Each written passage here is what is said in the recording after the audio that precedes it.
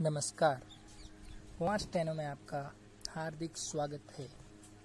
आज हम हिंदी मानक आशुलिपि में सर्वनाम के चिन्हों को लिखना सीखेंगे। इससे पहले भी हमने कुछ सर्वनाम चिन्हों की चर्चा कर रखी है और शेष सर्वनामों की चर्चा हम आज करेंगे।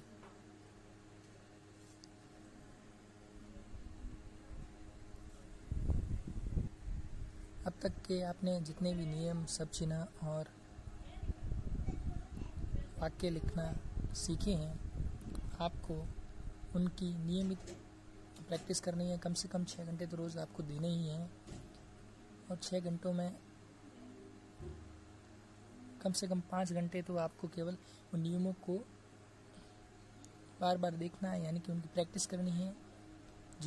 चाहे वो सब चिन्ह हो, चाहे वो कुछ नियम हो जिनसे सब छोटे बनते हैं, छोटे व्रत का नियम हो या कोई और नियम हो, आपको उन सभी की अच्छे से प्रैक्टिस करनी है। और उसकी जांच के लिए कि आपको कितना याद है, उसके लिए आपको वाक्य बनाने हैं और उनकी प्रैक्टिस करनी है।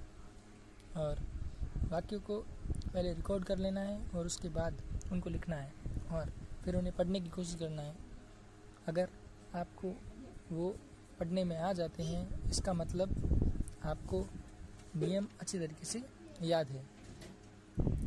तो अब हम शुरू करते हैं सर्वनाम। जैसे कि पहला सर्वनाम है इन। इन का चिन्ह मैं आपको पहले बता चुका हूँ। इन इस प्रकार लिखते हैं, हवा में न लिखना है। लेकिन अगर हम इनसे लिखना हो तब हम क्या करेंगे? हम जो ये हवा में न लिखते हैं, इसके साथ छोटा सा व्रत जोड़ देंगे। छोटा व्रत जोड़ने से इसका मतलब हो जाएगा इनसे। अब हम हवा में इस न को लिखते हैं और इसके साथ जोड़ देते हैं प। हवा में न लिखने पर और इसके साथ प जोड़ने पर इसका मतलब हो जाएगा इन पर। हवा में इन और न के साथ छोटा व्रत जोड़ने पर इनसे और न के साथ प जोड़ने पर बन जाता है इन पर। और न के साथ म जोड़ दे हवा में तो इसका मतलब होगा इनमें। इस प्रकार हवा में न के साथ म जोड़ देंगे तो इसका मतलब हो जाएगा इनमें। अगर हम हवा में न लिखते हैं और इसके साथ क पूरा जोड़ दें, हवा में न लिखकर उसके साथ पूरा क जोड़ दें, तो उसके 3 मतलब बनते हैं। इनका, इनकी, इनके। 3 मतलब इनका, इनकी, इनकी। अब अगर हम हवा में न लिखते हैं और इसे जिस प्रकार हम ही हैं के लिए हल्के से तीर छोड़ते हैं, इस प्रकार अगर हम तीर इस नीचे की तरफ छोड़ेंगे तीर को, तो इसका मतलब हो जाएगा इन्हें। और अगर हम इस प्रकार से तीर को इस तरफ से छोड़ेंगे तो इसका मतलब होगा इन्होंने। इन दोनों चिन्हों में गौर करने लायक ये है कि अगर तीर नीचे की तरफ छोड़ा जाए हल्का सा, तो इसका मतलब हो जाता है इन्हें। और अगर तीर को दूसरी दिशा में छोड़ा जाए तो इसका मतलब हो जाता है इन्होंने। इन्हें, इन्होंने। और हवा में न के साथ आधा क जोड़ दे तो इसका मतलब हो जाएगा इनको। न के साथ आधा क जोड़ने पर इसका मतलब हो जाता है इनको। उनको, उन लिखने के लिए हम लाइन पर न लिखते हैं और उनसे के लिए हम लाइन पर न लिखकर इसके साथ छोटा व्रत जोड़ देते हैं, तो इसका मतलब हो जाता है उनसे। और न लिखकर इस पर प जोड़ते हैं, लाइन पर न लिखें और इसके साथ प जोड़ दें तो इसका मतलब हो जाता है उन पर।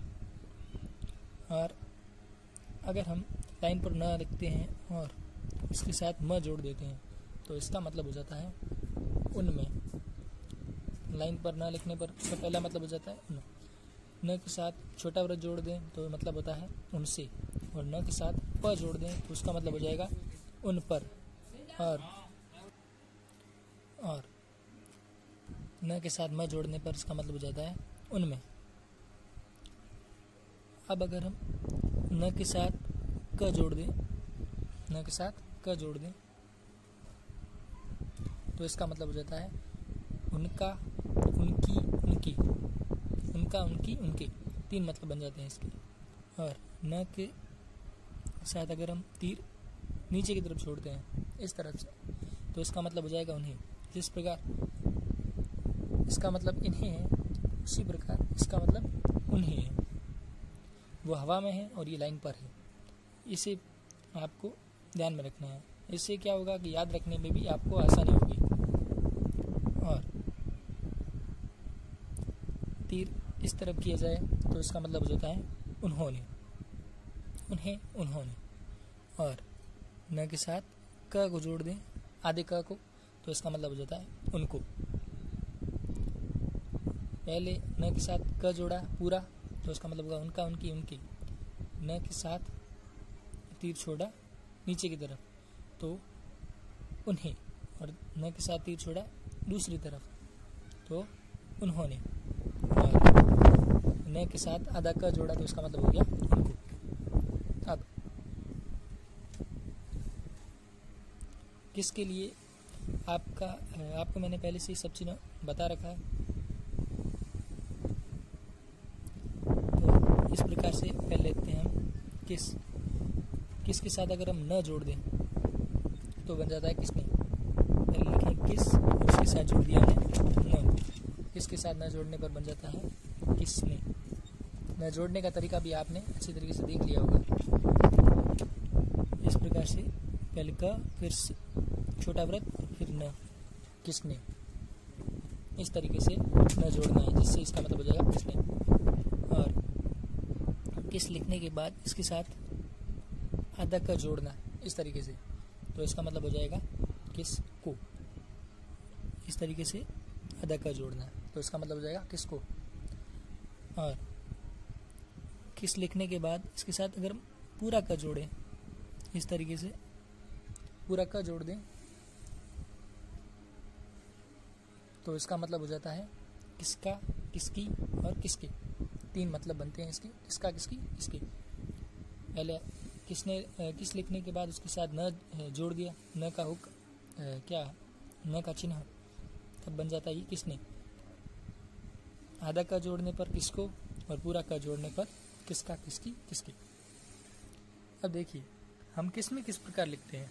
इसमें देखिए क को थोड़ा पहले हम हवा में उठाते हैं थोड़ा सा और इसके साथ जोड़ते हैं म, स और म दोनों साथ में। इस प्रकार से हम किस में लिखते हैं क, स और फिर म, किस में। इस प्रकार की आकृति बनाएंगे तभी बनेगा किस में।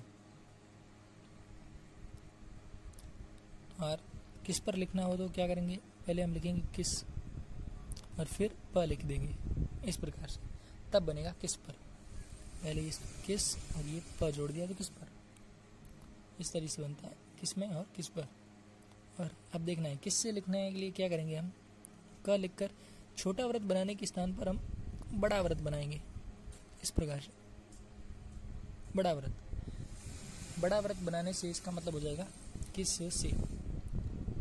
पहले इस प्रकार से आकृति बनाएंगे तो इसका मतलब बनेगा किस में। और किस लिखने के बाद उसके साथ प जोड़ देंगे तो इसका मतलब हो जाएगा किस पर। और छोटे व्रत को अगर बड़ा बना दें तो इसका मतलब हो जाएगा किस से। अब शुरू करते हैं कुछ और, यानी कि किसी के लिए।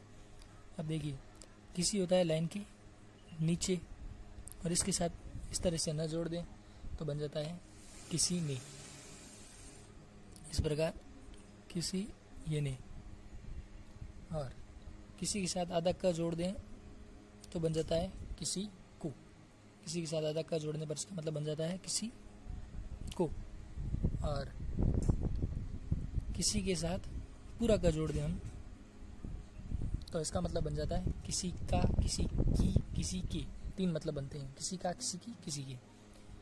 किसी के साथ न जोड़ने पर मतलब ने का चिन्ह जोड़ने पर किसी ने, आधा का जोड़ने पर किसी को, और पूरा का जोड़ने पर किसी का, किसी की, किसी की।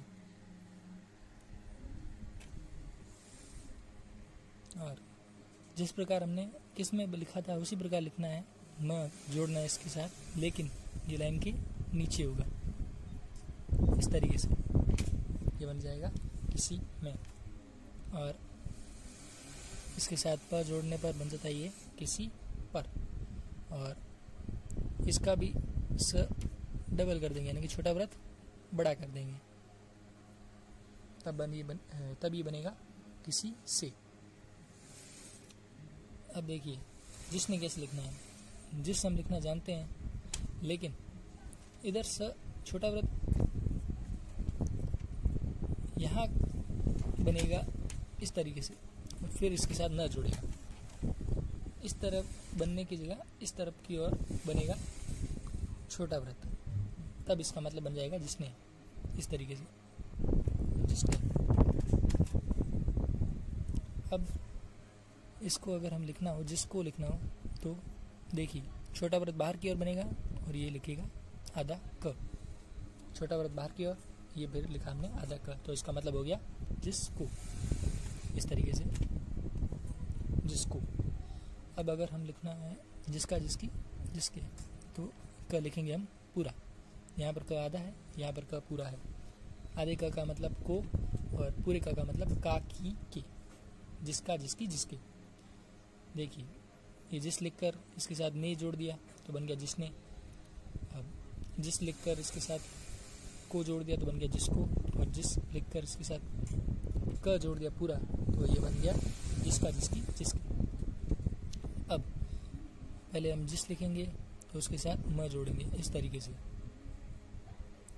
इस प्रकार से लिखना है। इसमें देखिए व्रत बाहर की ओर ही आ रहा है, सभी आकृतियों में व्रत बाहर की ओर आ रहा है। इसका मतलब हो गया जिसमें। अब देखिए इधर जिस पर इस प्रकार से लिखना है, ये जिस पर। और जिससे के लिए क्या करना है, जहाँ पर छोटा व्रत लिखते हैं वहीं पर हम बड़ा व्रत लगा देंगे इस तरीके से, तो इसका मतलब हो जाएगा जिस से। अब आपको पता है कि आपको प्रैक्टिस किस प्रकार करनी है। आपको समग्र सर्वनाम याद करने हैं और उनकी अच्छे से प्रैक्टिस करनी है। इसके साथ पहले दिए गए सभी सब चिन्हों की भी आपको अच्छे से प्रैक्टिस करनी है, और साथ ही साथ नियमों की भी प्रैक्टिस आपको अच्छे से करनी है। खास तौर पर ये छोटे व्रत के नियम की अच्छे से प्रैक्टिस करनी है आपको। और इसके बाद आपको कई वाक्य बनाने हैं। इन वाक्यों में समस्त सर्वनाम आने चाहिए और समस्त सब चिन्ह, इन सभी को मिलाकर आपको जितने हो सके उतने वाक्य बनाने हैं, और वाक्यों को अपने फ़ोन की रिकॉर्डिंग में रिकॉर्ड करने हैं। रिकॉर्ड करने के बाद उन्हें लिखना है केवल सुनकर, और लिखने के बाद आपको उन्हें पढ़ने की कोशिश करनी है। जब तक कि आप अपना लिखा हुआ पूरा पढ़ न ले तब तक आप आगे की वीडियो न करें, मेरा तो यही सुझाव है। और कम से कम 6 घंटे तो आप स्टेनो को दीजिए। 6 घंटों में यह सब काम हो जाता है तो अच्छा है, नहीं तो आपको 6 घंटों से ज़्यादा काम देने होंगे। आपको टाइम उतना देना है जिसमें पहले आपकी प्रैक्टिस भी हो जाए, और दूसरा जब आप चेक करने बैठे कि आपको कितना याद हुआ है वो काम भी हो जाए। ये दोनों काम आपको करने हैं। प्रैक्टिस में आपको क्या करना है, आपको अपने नियम और सब चिन्ह और सर्वनाम ये तीनों याद होने चाहिए। इसके अलावा वाक्य बनाकर आप उनका परीक्षण भी कर सकते हैं कि आपको कितना याद है और कितना आपको भी याद करना है।